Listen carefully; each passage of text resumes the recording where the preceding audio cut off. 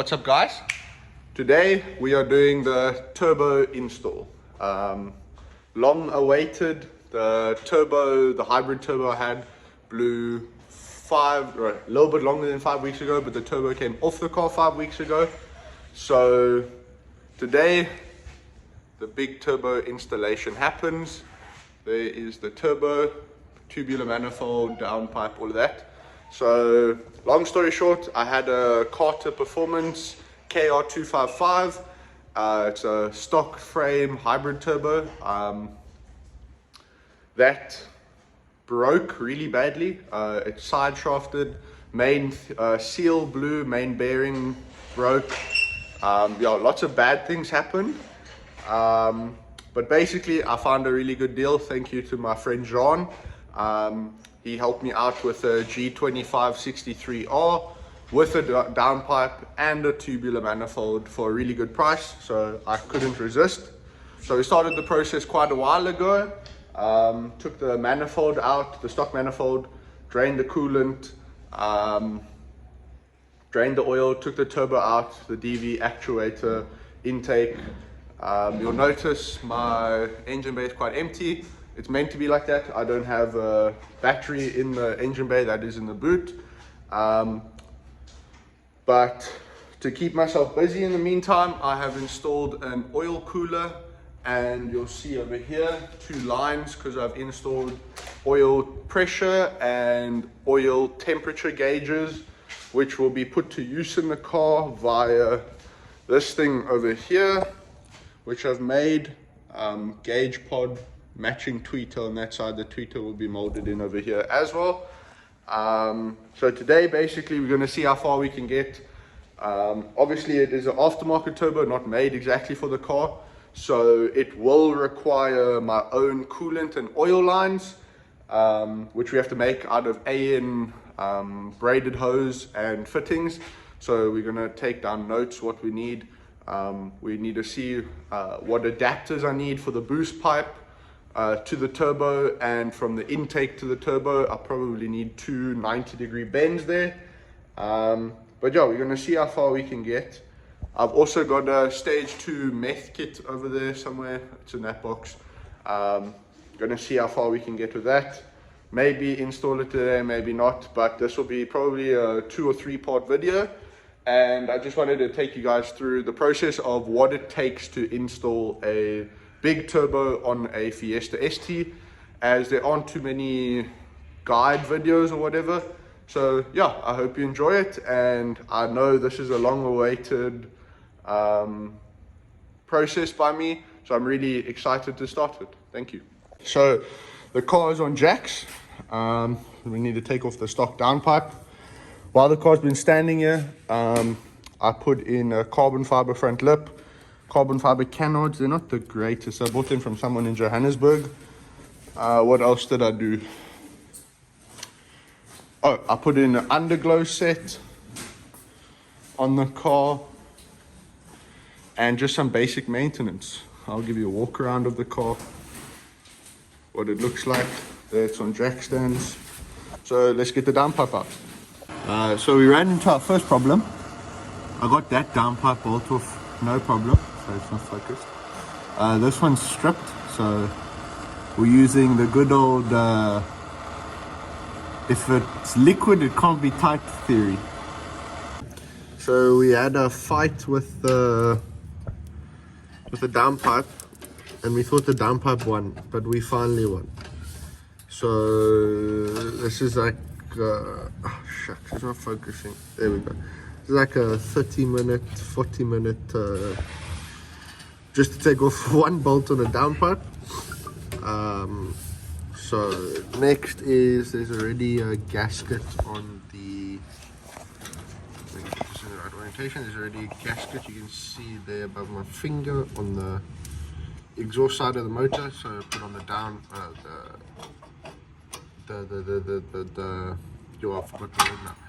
the manifold. So this bad boy took us almost an hour to get out the car. So it is finally out, will be replaced by that one, and we will be using the tubular manifold now. gasket's already on the car, so we're going to put the manifold on first. So manifold is temporarily fitted to the manifold.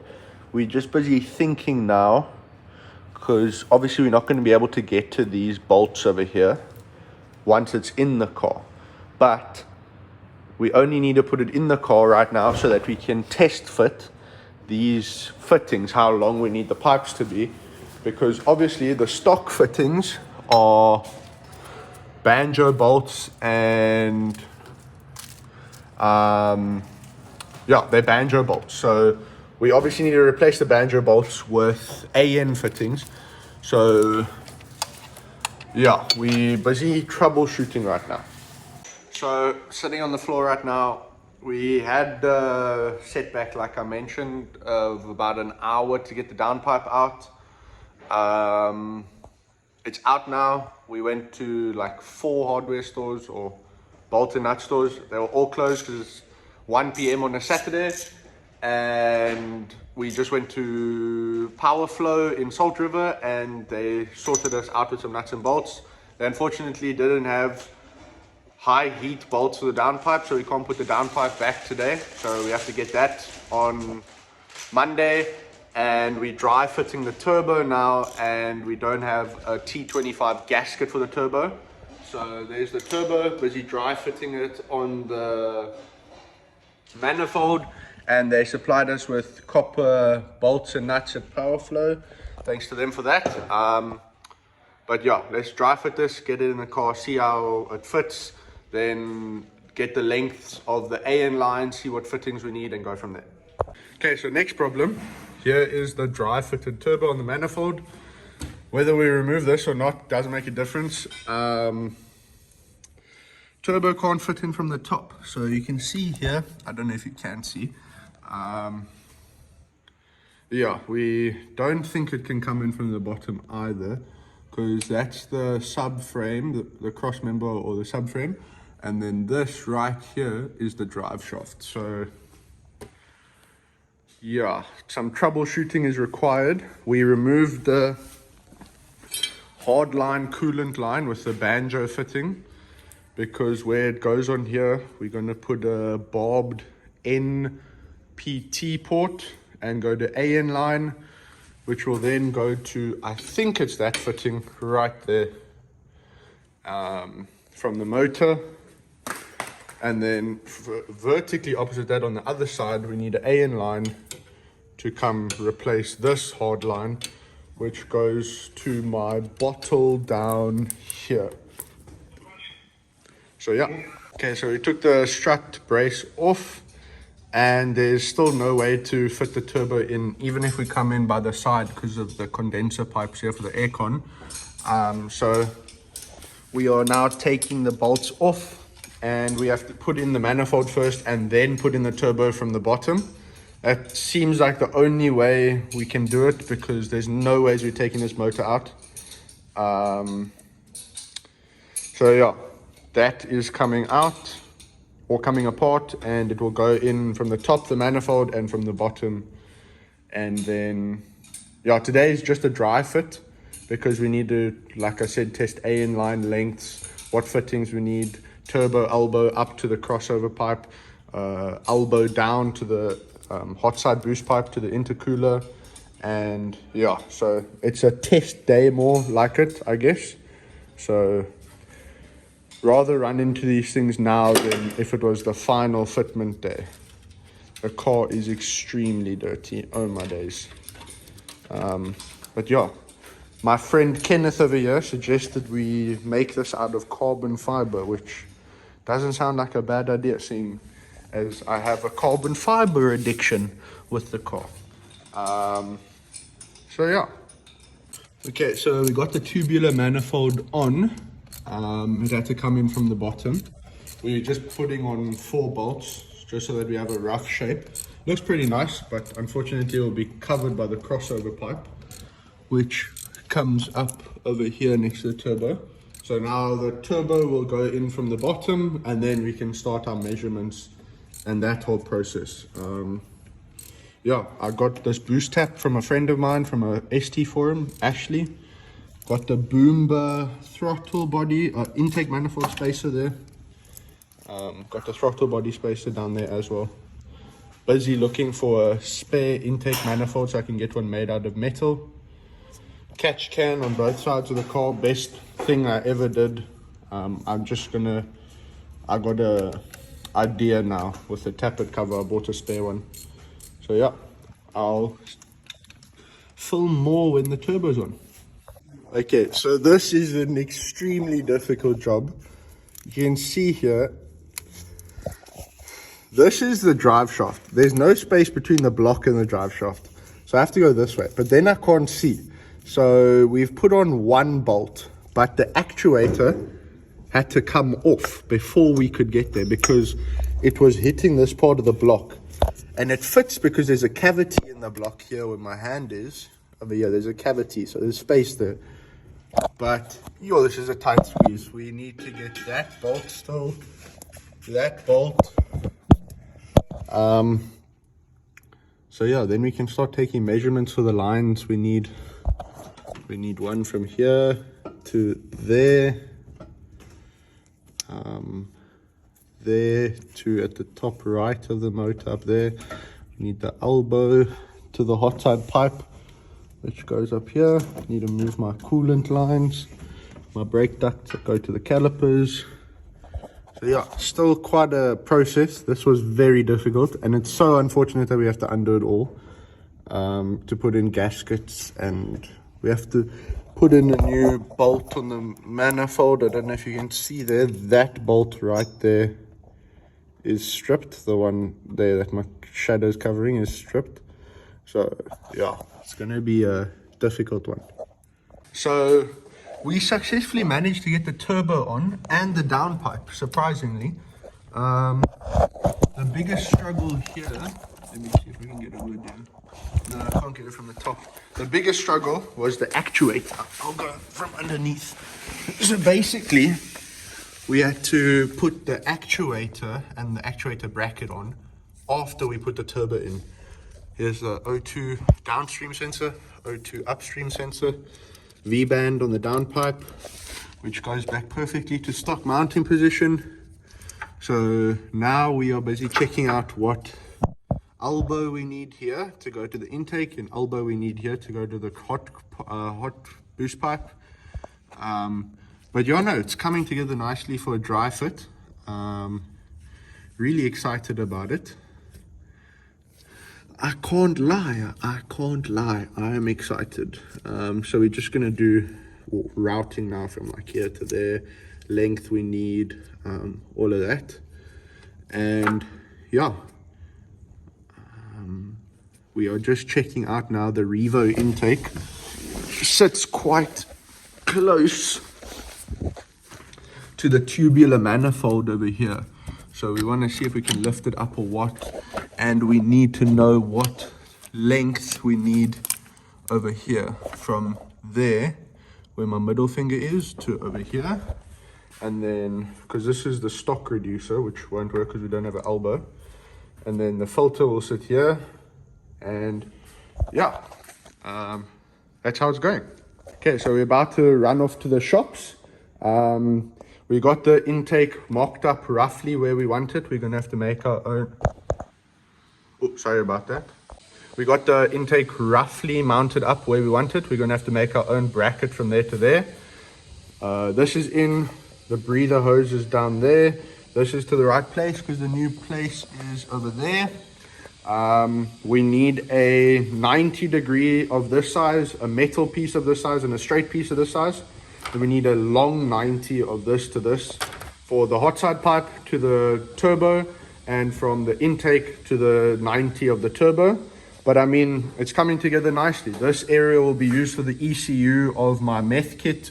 Electronic boost controller will go in there. This will be mounted somewhere over here, the boost reference point, because I need boost gauge, blow off valve, boost controller, and meth kit. So I need 4 ports here, which will be bridged from there to there. So yeah, we're going to go to China Mall now, buy some adapters. Maybe I'll replace them with branded ones in the future. But I mean, it's coming together really nicely. So the first time I've ever had the car up on 4 jack stands, which is really nice. Interesting, I removed the tire wells here, so I'm going to do a really in-depth detail of this. I've got stainless steel braided brake lines coming in, ordering some coilovers for the car. There's the brake ducting that I put in. You can see it coming there. 1552s. It's looking really nice. I'm really stoked with this. I just had a chat now with some guys about a billet intake manifold,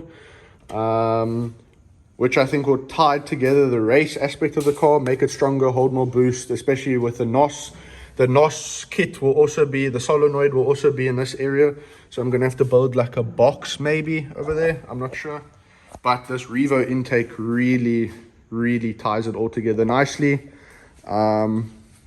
Coolant bottle, friend of mine, good friend of mine, Peter, up in Johannesburg, he has a bottle which I would love to have from AirTech, love to have it. But yeah, Peter's helping me out with the NOS system. The gauge wires for the boost, for the temperature and pressure come up there. Here is my ECU mounted on the side. All the wires, I know it looks like a rat's nest right now. This, I don't know where this mounts to on the Revo intake. But yeah, we're going to head through and I'll get back to you guys as soon as I can. So we're back. The turbos all in, boost pipes all fit, intake fits. We just took up all the measurements now for the AN fittings for oil drain, oil feed, coolant drain. I wired up or routed the cables for my boost reference points. We've taken out everything now besides the turbo and the manifold and the downpipe. That's still in the back there. Right now we've taken out the exhaust because we broke one of the studs from the downpipe, so that needs to come out. Luckily I have a flanged exhaust. So yeah, let me walk you through what we did now. So basically, this is the coolant port. So we measured what fitting we need here, which is a barbed AN6 to the turbo block somewhere over there. Measured the length. Then we did the same for this side, which is coolant drain. Then we did the same for the top of the turbo through there, which is oil feed, which comes from up here. And then we measured, so basically we just measured the length of the AN hose we need and what fittings we need on either side. Here's my boost reference point. So yeah, I mean, it's all pretty good, pretty well done, all up in there. Looks like a bit like a rat's nest now. I'm going to do a nice display here because I need to add one more here. This is boost gauge, boost controller, blow-off valve, meth kit. Some people have told me I'm overcomplicating it. We'll see how it works. If it doesn't work, I'll have to buy another one, a different one of these that has 3 ports on it. But it's all in the name of experimentation and school fees. You can't build a race car without school fees. I'm really happy with this Revo exhaust. It looks really nice, fits really nicely. We went to Chinatown and we got these adapters here. So this is the perfect adapter for my turbo to my Revo intake. Just a 76mm straight coupling, 76mm straight metal alloy, whatever, and 76 to 76 bend. And then the hot side boost pipe is also under the car. I'm utilizing the stock, or not the stock, my Carter performance boost pipe, but I added on a different elbow that is, I think, 40 something, 46 maybe to 46 instead of 46 to 37 on the small stock boost pipe. This must be rewrapped before it goes back in. We still need to figure out where we are putting my blow-off valve. It will be somewhere there. We're just not sure because this is aluminium, that's stainless steel, so I don't know how the integration is going to go there. But we have this idea of getting this part here in aluminium, welding that on here, putting that bad boy on there. Then that will wire through the bottom here, up here, across boost reference point, which comes back to the manifold. So yeah, Kenneth's just busy with that. And then that's pretty much it for the day. We're gonna get some composite work done later. We have load shedding, whoop-de-doo, South Africa is great. We're gonna finish the prep work on this and finish the prep work on this so that it can all be done and go into the car soon, sent off to the upholsterers.